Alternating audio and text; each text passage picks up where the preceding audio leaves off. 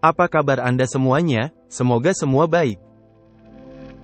Kita bertemu lagi dalam video ini yang akan menjelaskan tentang sejarah asal mula Tuhan dan terjadinya alam semesta menurut pewahyuan buku Urantia. Apa yang disampaikan ini adalah dari postulat atau dalil yang disusun para filsuf alam semesta, jadi ini sebenarnya pendapat makhluk ciptaan tentang Sang Pencipta, meskipun sebenarnya hanya Tuhan yang tahu dirinya sendiri. Tapi setidaknya dari pewahyuan alam semesta ini kita mendapatkan uraian lebih baik, mengenai asal-usul, sejarah Tuhan dan alam semesta, dari yang tidak ada menjadi ada semua yang kita lihat ini. Buku Urantia adalah buku pewahyuan dari alam semesta mengenai Tuhan, alam semesta, sejarah bumi, sejarah manusia, sejarah agama, ilmu pengetahuan, filsafat, spiritual, dan teladan hidup manusia secara praktis. Buku ini untuk memperluas wawasan kosmik dan meningkatkan persepsi spiritual. Ajarannya boleh dipakai untuk kepentingan Anda, dan tidak memberitakan ideologi, agama, atau nabi yang baru. Sebelumnya mohon bersabar karena perlu saya sampaikan bahwa alam semesta ini tidak kecil. Yang ditemukan oleh ilmuwan, terdiri dari jutaan bahkan miliaran galaksi. Tiap galaksi terdiri dari jutaan bintang. Tiap bintang itu sendiri adalah seperti matahari kita, memiliki planet-planet. Jadi ada berapa kehidupan di luar sana, kita tidak pernah tahu karena terlalu banyak. Karena jaraknya terlalu jauh, kita sulit berkomunikasi dengan mereka. Tapi itulah yang sedang diusahakan para ilmuwan, sebab mereka sudah menemukan planet-planet yang diduga ada kehidupan.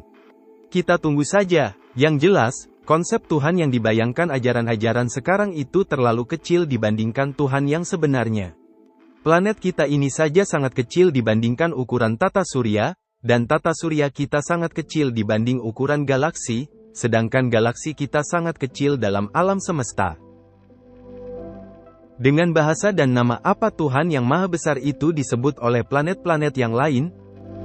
Nama Tuhan yang diusulkan buku ini adalah Bapa Semesta, karena nama itu menggambarkan Tuhan yang adalah Bapa keluarga alam semesta yang pengasih, yang pertama dalam semuanya, yang satu atau esa, yang universal dan yang tanpa batas. Demikian pengantar singkat tentang alam semesta, sekarang kita masuk dalam tema kita. Segala sesuatu di alam semesta itu ada sebabnya. Itu yang dituntut oleh ilmu pengetahuan dan logika, dan itu benar adanya.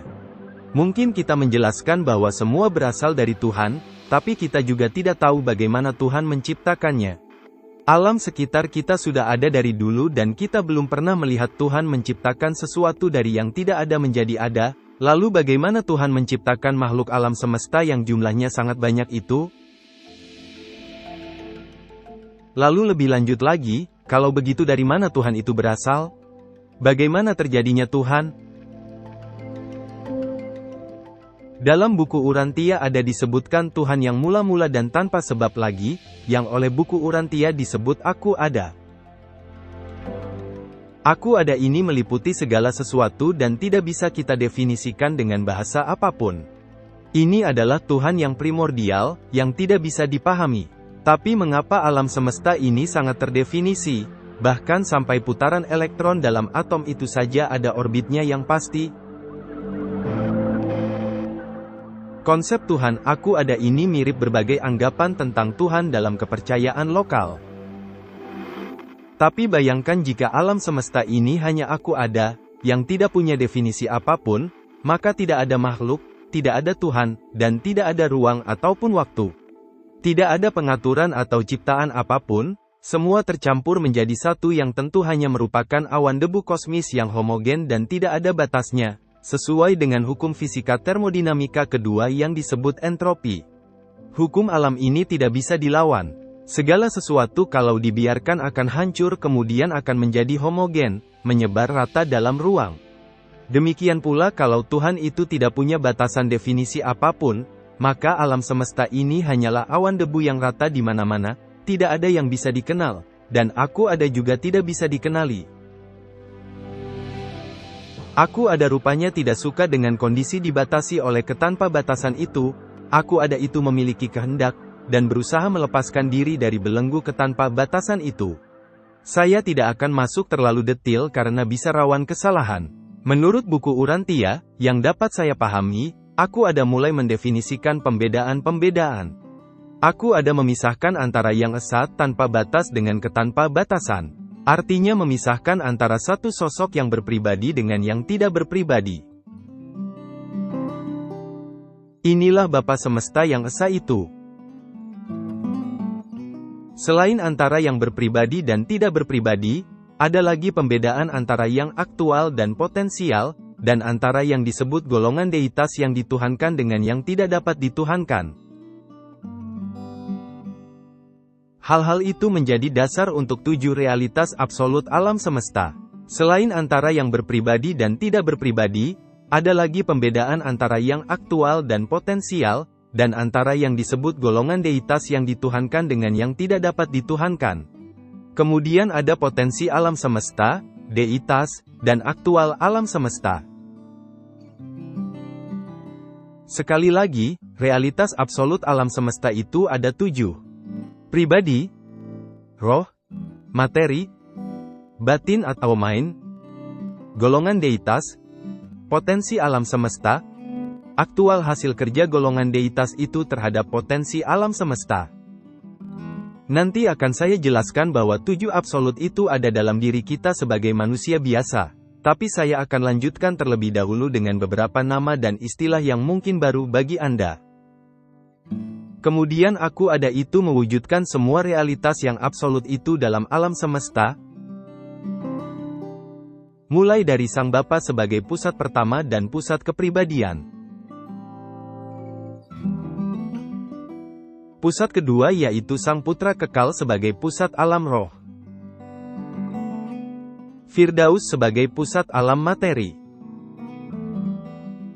Dan di tengah antara roh dan materi adalah roh tanpa batas sebagai pusat alam batin atau mind. Potensi absolut alam semesta disebut absolut nirkualifikasi. Kemudian ada deitas absolut yang merupakan kelompok semua sosok roh yang bekerja atas potensi alam semesta itu. Kemudian hasilnya aktual alam semesta, absolut semesta, yang tidak lain adalah alam semesta yang kita lihat ini, di mana kita juga ada dan ikut di dalamnya, bekerja membangun aktual alam semesta ini. Meskipun dijelaskannya secara berurutan mulai dari Bapa, Putra, dan Roh, tapi sebetulnya ketujuh absolut sebagai perwujudan aku ada yang satu itu tidak punya awal maupun akhirnya. Tuhan itu ada sekaligus dalam wujud 7 realitas absolut itu. Tuhan itu mendiami lingkaran kekekalan, yang bisa digambarkan seperti cincin waktu, dan kita ada di permukaan kecil cincin itu. Jadi kita yang terbatas dan sangat kecil di permukaan cincin itu tidak akan bisa membayangkan cincin raksasa yang tidak ada awal dan akhirnya. Cincin itulah gambaran kasar apa yang disebut lingkaran kekekalan, yang tidak punya awal atau akhir. Kita hanya bisa memahami prosesnya, tapi tidak tahu itu kapan terjadinya 7 realitas absolut itu dalam kekekalan masa lalu. Bapa adalah pusat pertama, dia memberikan pribadi kepada semua sosok pribadi alam semesta dan mengendalikan semua pribadi alam semesta itu, semuanya tanpa kecuali, dalam jaringan kepribadian alam semesta, dan itu mencakup Anda dan saya. Bapa semesta itu yang pertama dan yang esa tanpa batas. Dialah wujud aku ada itu yang dapat kita sapa dan kita ajak bicara. Pribadi-pribadi alam semesta itu mencakup pribadi-pribadi manusia, malaikat, dan banyak sosok astral dan roh yang lain. Semua sosok alam semesta punya pribadi masing-masing, bahkan kita pun sekarang atau nanti dapat mengirim dan menerima pesan dari beberapa di antara mereka, karena kita ini juga makhluk berpribadi. Kemudian ada roh yaitu energi yang hidup, yang dinamis dan dahsyat, hidup di alam-alam semesta. Dan ada energi yang lebih statis yaitu kita sebut materi. Lalu ada kecerdasan dan teknologi yang semuanya itu fungsi dari mind atau batin. Kita hidup lebih banyak dalam alam batin dan materi, kita punya batin pikiran, sebab itu kita bisa memanipulasi materi, kita bisa berkomunikasi, kita bisa mengembangkan teknologi termasuk kecerdasan buatan yang membuat video dan gambar-gambar ini. Tapi kita tidak bisa melihat roh, sebab roh itu energi yang frekuensinya sangat tinggi dan dapat hidup dalam kondisi yang tidak masuk akal, misalnya hidup di dalam matahari. Tapi kita dapat memahami roh itu dengan batin pikiran kita. Batin diciptakan sebagai perantara di tengah antara roh dan materi. Dengan batin, kita memahami hal-hal tinggi termasuk isi video ini, dan dengan batin pikiran kita menciptakan teknologi untuk mengelola alam semesta materi. Jaringan roh itu, meskipun tidak kelihatan, tapi memberi hidup pada makhluk. Ketika makhluk hidup diputus dari jaringan roh, makhluk itu segera mati. Benar secara harfiah bahwa mati hidup itu Tuhan yang menentukan. Sesosok makhluk sedetik yang lalu masih hidup, tiba-tiba dia mati, dan itulah artinya diputus dari jaringan roh kehidupan, seperti kabel listrik yang diputus. Inilah jaringan roh yang memberi 7 jenis kecerdasan secara bertingkat kepada semua makhluk, mulai dari kecerdasan sederhana makhluk rendah, sampai yang canggih dan lengkap seperti manusia, dan dalam buku Urantia disebut roh batin ajudan, dan akan dibahas dalam video yang lain. Walaupun demikian, masih ada satu lagi roh yang spesial untuk kita semua, yaitu roh pemberian dari Bapa yang menempati batin kita, disebut pelaras pikiran sesuai fungsinya. Roh dari Bapa ini nanti yang akan menghidupkan jiwa kita nanti setelah badan kita mati, dengan cara melebur atau manunggal dengan jiwa kita. Kembali pada 7 realitas absolut itu. Dari 7 realitas absolut ini, ada 3 sosok yang berpribadi, yaitu Bapa, Putra dan Roh. Ketiganya itu disebut Trinitas, dan mereka adalah dasar penyusun alam semesta, karena merekalah komponen alam semesta, yaitu kepribadian, roh dan batin. Kalau satu saja tidak ada, alam semesta ini tidak ada seperti sekarang. Bapa semesta adalah pusat semua pribadi dan pikiran, Putra kekal adalah pusat semua energi hidup atau roh, kemudian roh tanpa batas adalah pusat semua batin dan kecerdasan semesta. Manusia itu sebenarnya ajaib karena diciptakan mempunyai semua realita absolut penyusun alam semesta yang tadi disebutkan. Kita punya kepribadian yang unik, sebagai karunia Bapa semesta. Kita juga punya roh pelaras, yang adalah pecahan roh Bapa semesta. Kita punya badan fisik termasuk otak. Kita punya batin pikiran yang beroperasi di atas fungsi otak. Lalu dalam kita ada sosok baru yang disebut jiwa. Jiwa terjemahan dari soul, yang sering disebut juga oleh kearifan lokal sebagai sukma atau korin. Jiwa atau korin kita ini, jika melebur dengan roh pelaras, akan hidup kekal. Untuk hidup kekal di alam roh, kita menjadi roh dengan cara melebur dengan roh ini. Selama kita hidup kita wajib belajar berkomunikasi dengan roh pelaras ini untuk merohanikan jiwa kita. Inilah praktek spiritual yang perlu diajarkan agar menjadi prioritas hidup kita, kalau kita mau hidup abadi. Batin atau mind selalu berada di tengah antara roh dan materi, sebab melalui batin pikiran itulah kita bisa belajar berkomunikasi dengan roh dan memahami hal-hal rohani. Sebab itu dalam spiritual, hal pokok yang harus dilakukan adalah olah batin sebagai usaha untuk menyesuaikan dengan frekuensi roh dan berkomunikasi dengan alam roh. Kembali pada pusat dan sumber pertama, Bapa semesta yang adalah personalnya aku ada itu. Sebagai pribadi, Tuhan Sang Bapa semesta itu punya sifat dasar utama adalah pengasih. Sebab itulah saya membahas khusus tentang kasih dalam satu video. Manusia bisa mengajarkan macam-macam tentang Tuhan, tapi jelas Tuhan itu kasih, dan sikapnya pada kita itu kasih. Kasih itu ditunjukkan dalam kehidupan nyata manusia bernama Yesus dari Nazaret, yang juga adalah putra dari Bapa, yang diutus ke dalam dunia mewahyukan tentang Tuhan Sang Bapa semesta itu seperti apa kepada kita.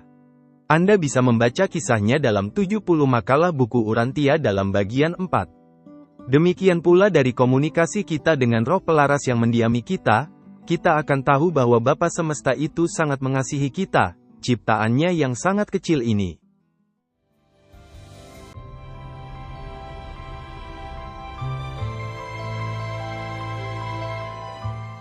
Sebagai penutup, Anda dan saya itu sebenarnya anak-anak dari Aku Ada, Tuhan yang tanpa batas itu. Jiwa Anda berharga, karena Tuhan melihat kekekalan sebagai takdir Anda di alam semesta. Dia berikan rohnya yang kekal itu, dan jika kita melebur dengan roh ini, takdir kita akan menjadi kekal dan tanpa batas juga. Manusia sibuk dengan macam-macam minat kesibukan duniawi, tapi sering lupa mempersiapkan nasib dan takdirnya dalam kekekalan masa depan setelah pergi dari dunia ini. Kita sudah mendengar tentang asal-usul alam semesta. Hidup kita ini sendiri adalah alam semesta itu. Dalam hidup kita ini, pribadi, badan, roh, batin, jiwa, potensi dan aktual kita, itulah semua realitas semesta. Yang makro di alam semesta sudah dibuat mikronya dalam kodrat kita sendiri, sebagai bukti kebesaran Tuhan, aku ada itu. Mungkin kita tidak perlu membahas panjang lebar tentang aku ada itu, sebab kita tidak bisa berkomunikasi langsung dengan aku ada, tapi kita dapat berkomunikasi dengan sosok personalnya aku ada itu, yaitu Sang Bapa Semesta, yang telah membuat kita juga personal. Dan dalam komunikasi itulah kita mengalami kebaikan Tuhan, kita mengalami kedamaian jiwa, kita memahami cara meraih hidup kekal, dan kita mengalami bahwa Tuhan itu kasih.